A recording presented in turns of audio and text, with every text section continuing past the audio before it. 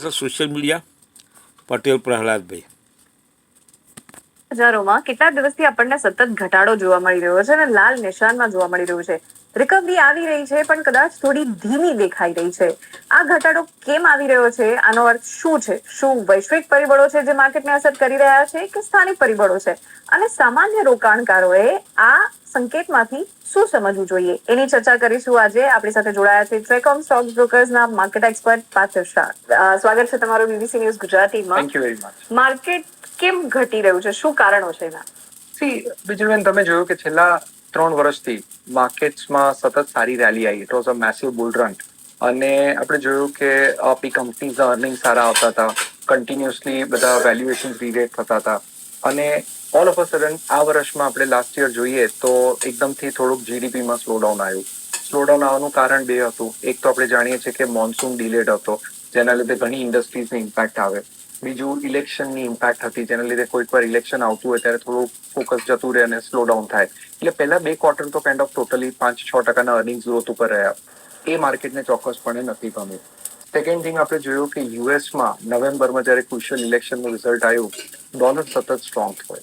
હવે આપણે એ સમજવાની જરૂર છે કે જ્યારે ફોરેન ઇન્વેસ્ટર્સ જે ઇન્ડિયામાં ઇન્વેસ્ટ કરે એ લોકો માટે જો ડોલર સ્ટ્રોંગ થાય તો એ લોકોનો ઇન્ડિયાનો બેઠો પોર્ટફોલિયો ડેપ્રિશિએટ થાય છે, ઘટી જાય છે. એટલે એ લોકો માટે બહુ જરૂરી થઈ ગયું કે ભાઈ થોડું એ લોકો પોર્ટફોલિયો રિજેક્ટ કરીને પૈસા બુક કરે અને એમની પોતાની કન્ટ્રીમાં પાછા લઈ જાય. એટલે આ 2 મેજર ઇમ્પેક્ટ હતા. Third most important valuation. આપણે છેવટે જોઈએ છે કે માર્કેટમાં જે મોંઘા વેલ્યુએશન હતા એ ઇવેન્ચ્યુઅલી કરેક્ટ થાય છે. અને એના લીધે આપણે જોયું કે ઘણું પ્રોફિટ ટેકિંગ આવ્યું, ડિસ્પાઇટ ધ ફેક્ટ કે જે મ્યુચ્યુઅલ ફંડ દ્વારા ડોમેસ્ટિક ઇન્સ્ટિટ્યુશનલ ઇન્વેસ્ટર્સ કન્ટિન્યુઅસલી પૈસા રોકતા હતા, એ છતાંય ફોરેન ઇન્સ્ટિટ્યુશનલ ઇન્વેસ્ટર્સ વેચતા હતા અને ઓવરઓલ માર્કેટના વેલ્યુએશન્સ કરેક્ટ થયા અને હવે આપણે એક હેલ્ધી કરેક્શન ફેઝમાં છે. ઓકે, તો એટલે આનો અત્યારે જે ઘટાડો આવી રહ્યો છે, આપણે ડેટા જે છે એ પ્રમાણે હિન્દુ બિઝનેસ લાઇનના અહેવાલ પ્રમાણે 2025માં 2 મહિનાથી ઓછા ગાળાના સમયમાં વિદેશી રોકાણકારો જે ભારતીય બજારમાં રોકાણ કરે છે 1 લાખ કરોડનો આઉટફ્લો આપણને જોવા મળ્યો છે. એટલે એ લોકોએ 1 લાખ કરોડનો શેર્સ વેચી નાખ્યા છે. તો આ એકમાત્ર રીઝન છે કે બીજા કોઈ બી કારણો છે? જેમ તમે કીધું કે ભાઈ ડોલર મજબૂત થયો, તો આપણે જો વાર્ષિક વળતર ગણીએ તો આપણે સામાન્ય રીતે ગણતા હોય છે કે 10 થી 12% તો તમને બજારમાંથી મળી જ જાય. પણ વિદેશી રોકાણકારો માટે એ લોકો માટે ખાલી 8% ભારતીય બજારોમાંથી મળ્યું છે અને અમેરિકાના બજારોમાંથી એ લોકોને 12% મળે છે. તો સ્વાભાવિક છે કે એ લોકોને એ અટ્રેક્ટિવ ચોઇસ લાગે. તો એટલા માટે જ એ લોકો જઈ રહ્યા છે કે ભારતની ગ્રોથ સ્ટોરીને, કારણ કે આપણે વાત કરી જીડીપી, મોન્સૂન, એમાં બી ક્યાંક કંઈક અસંગતતા દેખાઈ રહી છે. કરેક્ટ. બહુ સારો ક્વેશ્ચન છે, પણ સૌથી પહેલા ક્લેરિફાય કરીશ કે એફઆઈએસ બધો માલ વેચીને જતા નથી રહ્યા. That is the main point. બહુ ઇમ્પોર્ટન્ટ છે, કારણ કે ઘણાને ડર થાય આટલો 1 લાખ કરોડનો આંકડો સાંભળીને લોકો ડરી જાય. એ તમે સમજો કે એફઆઈ નું ઇન્ડિયામાં રોકાણ કેટલું છે, તો એ રોકાણની વેલ્યુ $900 બિલિયન.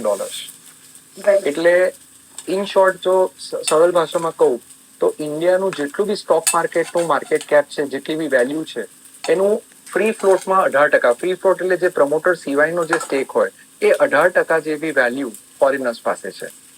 હવે આટલી મોટી અમાઉન્ટ એ લોકો પાસે હોય તો આપણે એમ અઝ્યુમ કરીએ કે જ્યારે આવી ગ્લોબલ ઇવેન્ટ થાય કે ડોલર મજબૂત થયો, ત્યાંના વ્યાજદર વધ્યા.